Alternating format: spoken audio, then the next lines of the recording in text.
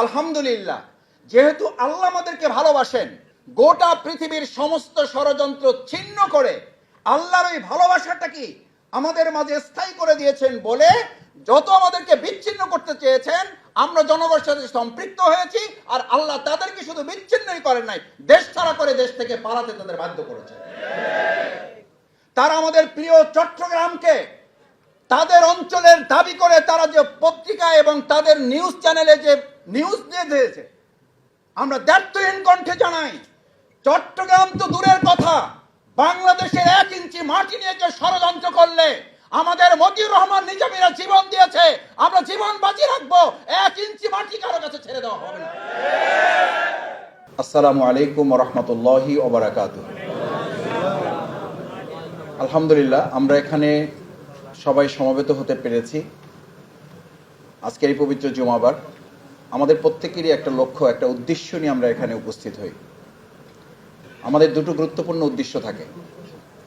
একটা উদ্দেশ্য হচ্ছে সমস্ত কার্যক্রমকে ইবাদত মনে করে আল্লাহ সন্তুষ্টি অর্জন। আরেকটি হচ্ছে আল্লাহ তাআলা এই পৃথিবীতে আমাদেরকে পাঠিয়েছেন দুনিয়ার কল্যাণ সাধন করে মানুষের কল্যাণে আমাদেরকে নিবেদিত হওয়া।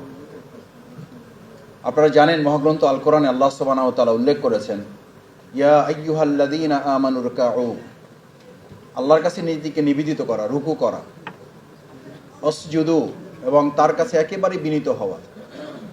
আমি সবসময় বলে থাকি, দেখেন, আল্লাহ তাআলাও তার প্রতি নিবেদিত হওয়ার জন্য বান্দাকে একটা ট্রেনিং, একটা সিস্টেমে নিয়েছেন, গ্রাজুয়াল সিস্টেম করেছেন। ডাইরেক্ট বলেন নাই ওয়াবুদু, চূড়ান্তভাবে আল্লাহর কাছে নিজেকে সমর্পণ করার আগে রুকু করতে বলা হয়েছে, সিজদা করতে বলা হয়েছে, ওয়াবুদু রব্বাকুম, এরপরে আল্লাহর কাছে নিজেকে পরিপূর্ণভাবে দাস হিসাবে, নিজেকে আল্লাহর গোলাম হিসাবে সুপর্দ করতে বলেছে। তারপরে আল্লাহ তাআলা উদ্দেশ্য নির্ধারণ করে দিয়েছে। এটা আমার নির্ধারিত না, এটা বরগুনা ফোরামের না, এটা বাংলাদেশ জামাত ইসলামী ছাত্র শিবিরের না, এটা আল্লাহ তাআলা প্রদত্ত বিধান যে ইমানদারদের দায়িত্ব হচ্ছে এরকাউ ওয়াসজুদু ওয়াবুদু রব্বাকুম ওয়াফআলুল খায়র। এরপর আপনি দুনিয়ার কল্যাণ করেন।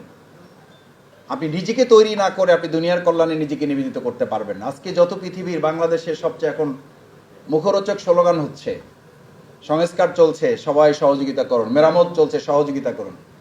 রাষ্ট্র মেরামত, রাষ্ট্র সংস্কারের কথা যারা বলেন, আজকে বরগুনা ফোরামের সবচেয়ে বড় স্লোগান হওয়া উচিত, আমাদের এই সমাজ, এই রাষ্ট্রের প্রত্যেকটা ইঞ্চি মাটি সংস্কার করতে হলে ব্যক্তি সংস্কার দিয়ে শুরু না করলে এই ইঞ্চি মাটি সংস্কার হবে না। স্বাধীনতা উত্তর 53 বছর তো আমাদের দেখার সুযোগ হয়েছে। এই 53 বছরে আমরা কি দেখেছি? যারা রাষ্ট্র সংস্কারের কথা বলেছে, সমাজ সংস্কারের কথা বলেছে, আমাদের এই প্রিয় মাতৃভূমি বাংলাদেশ সংস্কারের কথা বলেছে, এই বাংলাদেশকে সোনার বাংলা করতে চেয়েছে, কিন্তু সোনার বাংলা করতে যেয়ে এটাকে তো তারা চোরের খনিতে পরিণত করেছে। কারণ তাদের কাছে তো চোর ছাড়া কিছু নাই। কারণ তারা নিজেরাই নিজেদের কথা বলেছে যে আমার 7.5 কোটি কম্বলের মধ্যে তো আমারটাই পেলাম না, আমার চোরের দলেরা সেটাও মেরে খেয়েছে। সেই চোরের দলের কাছ থেকে আপনি কি করে সোনার বাংলা পাবেন? সুতরাং বরগুনা ফোরামের গুরুত্বপূর্ণ উদ্দেশ্য হচ্ছে, আমরা আমাদের প্রিয় মাতৃভূমি বাংলাদেশকে সোনার বাংলা করতে গিয়ে আপনি আগেই সোনার বরগুনা তৈরি করতে পারবেন না। সোনার বরগুনা তৈরি করতে হলে প্রিয় নবী মুহাম্মদুর রাসূলুল্লাহ সাল্লাল্লাহু আলাইহি সাল্লামের নীতি আদর্শ মেনে আগে নিজেকে সোনার মানুষে পরিণত করতে হবে। তারপরে সেখান থেকে সংস্কার করলে আপনি বরগুনা ফোরাম সংস্কার করতে পারবেন, সেখান থেকে প্রিয় মাতৃভূমি বাংলাদেশকে সোনার বাংলায় পরিণত করতে পারবেন। ওয়াফআলুল খায়র, কল্যাণে, মানুষের কল্যাণে কাজ করা। মানুষের কল্যাণে কেউ কাজ করলে তো তার 17 বছর বা 15 বছর বা 15.5 বছর যদি কল্যাণে কেউ কাজ করে, মানুষের উন্নয়নে যদি কাজ করে, তার পদ্মা সেতু নির্মাণ যদি মানুষের কল্যাণে হয়, তাহলে 15.5 বছর ক্ষমতায় থেকে তার তো অন্তত জেলে যাওয়ার কথা, তার তো হেলিকপ্টারে চলে যাওয়ার কথা না। মানুষের কল্যাণে কাজ করে কেউ যদি হেলিকপ্টারে চলে যায়, বুঝতে হবে এই কল্যাণটা যত না দেশের জন্য, মানুষের জন্য করেছে, তার পরিবর্তে সে তার এবং নিজের দলের কিছু করেছে, বাকিটা কোনো একটা আধিপত্যবাদের শক্তির কল্যাণে কাজ করার কারণে সেই দেশেই তাকে চলে যেতে হয়েছে। তারা মানুষের ভালোবাসার জন্য পাগল হয় না, তারা ভালোবাসার পাগল হয় কার? আল্লাহর ভালোবাসা। আল্লাহর ভালোবাসায় যখন আপনি পাগল হবেন, আল্লাহর সন্তুষ্টি, তার রাজি, তার খুশি জন্য যখন আপনি কাজ করবেন তখন আল্লাহর দায়িত্ব হয়ে যায় ওই সমাজ রাষ্ট্রের মানুষকে আপনার ভালোবাসার পাত্রে পরিণত করা। আমার দক্ষিণবঙ্গের আলোচনা আসলে মাওলানা দেলাওয়ার হোসেন সাঈদী রাহিমাহুল্লাহ আলোচনা না করলে দক্ষিণবঙ্গের আলোচনা সফল এবং সার্থক হয় না। আল্লাহ তাআলা তাকে জান্নাতুল ফেরদাউস নসিব করুন। তাকে যারা হত্যা করেছে তাদের বিচারের মুখোমুখি যেন আল্লাহ করেছেন, এটা দেখিয়ে যেন আল্লাহ আমাদের পৃথিবী থেকে বিদায় নেওয়ার তৌফিক দান করেন। কারণ তিনি মানবতার কল্যাণে কাজ করতেন, মানুষকে ভালোবাসতেন, যত তার চেয়ে ভালোবাসতেন কাকে? আমি ওনাকে বহুবার জিজ্ঞেস করার সুযোগ পেয়েছি, হুজুর আপনাকে মানুষ এত ভালোবাসে কেন, আপনাকে মানুষ এত পছন্দ করে কেন? উনি পরিষ্কার দুটো কথা বলতেন, আমি যদি আজকে আল্লাহকে ভালোবাসা বন্ধ করে দেই, আমি কোরআনের কথা বাদ দিয়ে আমার বাপ, আমার মা, আমার পরিবারের কথা বলা শুরু করি, তাহলে তুমি নিশ্চিত থাকো এই প্রোগ্রাম থেকে লোকেরা উঠে যে আমাকে ঘৃণার পাত্রে পরিণত করবে। আমরা বিগত 15 বছরে দেখেছি আল্লাহর রাসূলের ভালোবাসার পরিবর্তে, আল্লাহ রাসূলের গুণকীর্তনের পরিবর্তে ব্যক্তি এবং পরিবারের গুণকীর্তন করতে করতে 15টা বছর কাটিয়ে দেওয়ার ফলশ্রুতি হচ্ছে এখনো তাদের ছবিতে, তাদের প্রতিকৃতিতে জুতা মারার প্রতিযোগিতা হয় একটা মৌজো দিয়ে।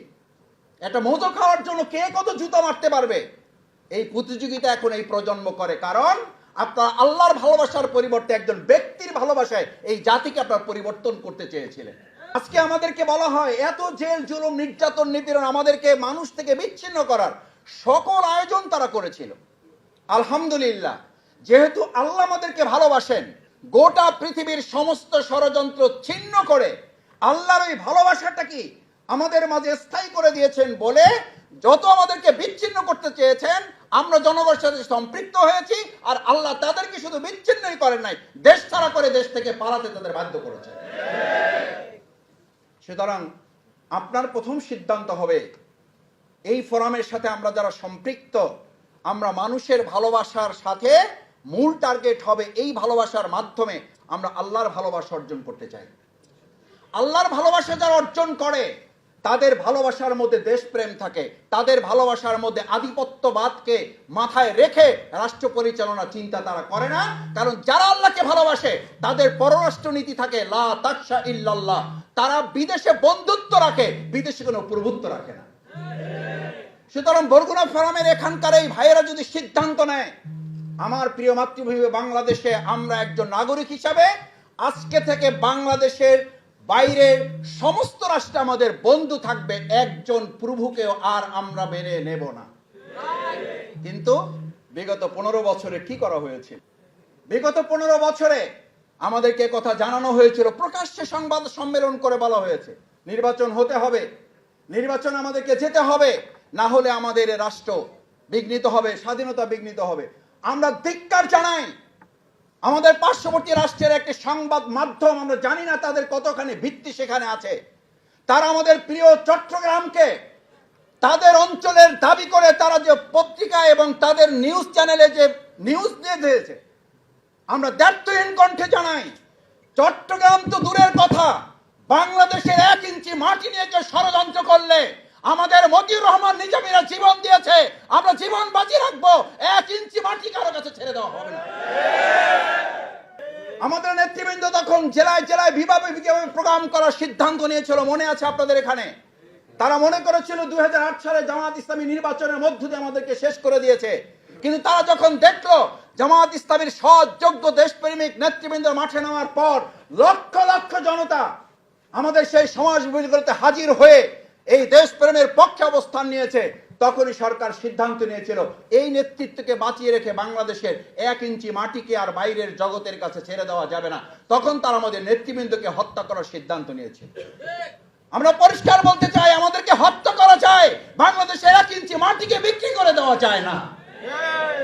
আজকে আমাদের যে কুয়াকাটার মতো সুন্দর প্রাকৃতিক নৈসর্গিক অঞ্চল আছে, যদি সরকার সিদ্ধান্ত নিতে পারে যে এই অঞ্চলটাকে কাজে লাগিয়ে আমাদের দক্ষিণ অঞ্চলকে অর্থনৈতিকভাবে এটাকে নিরাপদ শুধু নয় গোটা বাংলাদেশকে একটা অর্থনৈতিক নিরাপদ জোনে পরিণত করার জন্য এটাকে কাজে লাগাতে পারলে বাংলাদেশ উপকৃত হবে। সেই জায়গায় বরগুনা ফোরাম আজকে এখানে আমরা যারা আছি, আমরা সরকারের কাছে অনুরোধ করতে চাই, আহ্বান জানাতে চাই, যেন এই সুন্দর নৈসর্গিক জায়গাটাকে কাজে লাগিয়ে ভবিষ্যতে একটা সুন্দর নিরাপদ এবং অর্থনৈতিক অঞ্চল গড়ার জন্য এখানে যেন সিদ্ধান্ত গ্রহণ করা হয়। যারা ঢাকায় চাকরি দেওয়ার কথা বিগত 15 বছর বলেছে, আমি আপনাদেরকে হলফ করে বলছি, আমি চ্যালেঞ্জ করেছি মিডিয়ার সামনে, তারা আমাদের ভাইদেরকে চাকরি দিত 10,000 টাকার, আর তাদের কাছ থেকে নিত 10 লক্ষ টাকা। এই 10 লক্ষ টাকা শোধ করতে তার জীবনের অর্ধেক সময় চলে যেত। এই সমস্ত সলসাতুরি আর ভবিষ্যতে কাউকে আমরা করতে দেব না। সেজন্য আমাদের বরগুনা অঞ্চলকে আমরা মনে করি আত্মকর্মসংস্থানের জন্য তরুণ এবং যুবকদের কাজে লাগানোর জন্য আমাদের চমৎকার এক প্রাকৃতিক সৌন্দর্য এবং সম্পদ আল্লাহ আমাদেরকে দান করেছেন। এই সম্পদ আমাদের হাতে থাকার পরও আমাদের তরুণ এবং যুবকদেরকে সবাইকে ঢাকামুখী হতে হবে। আমরা সেই জায়গা থেকেও সরকারের দৃষ্টিভঙ্গি পরিবর্তন করে আমাদের দক্ষিণ অঞ্চলকে, যারা বলেছিলেন পদ্মা সেতু হয়েছে আর কোনো সমস্যা নেই, আরে ভাই পদ্মা সেতু হওয়ার পরে তো আমাদের যে সম্মান হবে, তার আগে পদ্মা সেতুতে দুর্নীতি করে আমাদের বরিশাল অঞ্চল কি শুধু নয়, গোটা বাংলাদেশকেই তো আপনি একটা কলঙ্কের অধ্যায় আমাদেরকে ঠেলে দিয়েছেন। পদ্মা সেতুর কথা আসলে সম্মানের কথা আসে পরে, আগে আসে কলঙ্কের কথা, আগে আসে দুর্নীতির কথা। কারণ এই পদ্মা সেতু আপনি করেছেন, আপনার নাকি বাপের টাকায় করেছেন। জাতি জানতে চায় বাপের টাকা কোথায় পেয়েছেন? এই টাকা আপনি ব্যাংকগুলো থেকে ডাকাতি করেছেন, মানুষের পকেটের টাকা ডাকাতি করেছেন। মানুষের টাকায় তৈরি করা পদ্মা সেতু বাপের টাকায় বলে, তার জাতির সাথে আরেকটা প্রতারণা। এই প্রতারণার ভবিষ্যতে মানা হবে না। সেই জন্য পদ্মা সেতু বাংলাদেশের মানুষের কল্যাণে নিবেদিত করার লক্ষ্যে আমাদের দক্ষিণ অঞ্চলে আমাদের ভাইদের জন্য, আমাদের বন্ধুদের জন্য, আমাদের বোনদের জন্য, আমাদের তরুণ যুবকদের আত্মকর্মসংস্থানের জন্য ওই এলাকাতেই আমি মনে করি সরকারের অনেক প্রকল্প গ্রহণ করার ইতিমধ্যে তারা চিন্তা করেছেন। সেই চিন্তার রাজ্যে আরো বেশি সুদূর প্রসারী পরিকল্পনা গ্রহণ করতে পারলেই আশা করি আজকে বাংলাদেশের তরুণ যুবকদের যে আত্মকর্মসংস্থানের সুযোগ করা উচিত। আমাদের আমিরে জামাত ডাক্তার শফিকুর রহমান পরিষ্কার করে বলেছেন, আমাদের একজন যুবক একই সাথে সার্টিফিকেট অর্জন করবে, একই সাথে সে কর্মসংস্থানের অর্জন করবে। তাকে দাঁড়ে দাঁড়িয়ে ঘুরে বেড়াতে হবে না। আজকে বরগুনা ফোরামের তরুণ যুবক যারা আছেন, আমি আপনাদের কাছে আহ্বান জানাতে চাই, রাসূল করিম সাল্লাল্লাহু আলাইহি ওয়াসাল্লাম হিলফুল ফুজুল গঠন করেছিলেন। হিলফুল ফুজুলের একটা গুরুত্বপূর্ণ লক্ষ্য ছিল যে তার মাধ্যমে আজকে যে বরগুনা ফোরাম করেছেন, এটা আমাদের আবির্ভূত, এটা আমাদের চিন্তার কোনো ফসল নয়, এটা প্রিয় নবী মুহাম্মদুর রাসূলুল্লাহ সাল্লাল্লাহু আলাইহি ওয়াসাল্লামের সুন্নাহ এবং একটা ইবাদতের মধ্যে আমরা শামিল আছি। কারণ এই লক্ষ্য ছিল, হিলফুল ফুজুলের মূল লক্ষ্য ছিল আল্লাহর বিধান আসার পরে মানুষের চিন্তাকে বাদ দিয়ে আল্লাহর বিধানের আলোকে সমাজ এবং রাষ্ট্র পরিচালনা করলেই কেবল শান্তি আসে। আজকে যারা ব্যক্তি এবং চিন্তার সংস্কারের মাধ্যমে রাষ্ট্র সংস্কার করতে চান, বরগুনা ফোরামের আহ্বান থাকবে, হিলফুল ফুজুলের চূড়ান্ত সফলতা এসেছে ইসলামের বাণী এবং ওহীর বিধানের আলোকে সমাজ রাষ্ট্র সংস্কার করার পরেই জাহিলি মদিনা সোনার মদিনা হয়েছে। আওয়ামে জাহিলিয়ার এই বাংলাকে যদি সোনার বাংলা করতে হয়, ব্যক্তির চিন্তা আদর্শের সংস্কার দিয়ে সোনার বাংলা হবে না।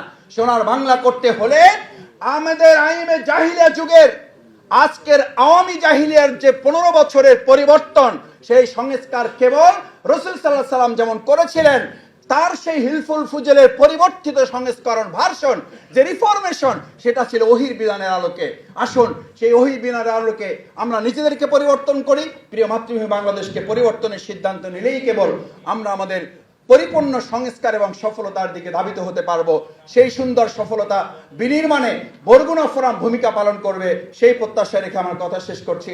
আল্লাহ হাফেজ। আসসালামু আলাইকুম ওয়া রাহমাতুল্লাহি ওয়া বারাকাতুহু।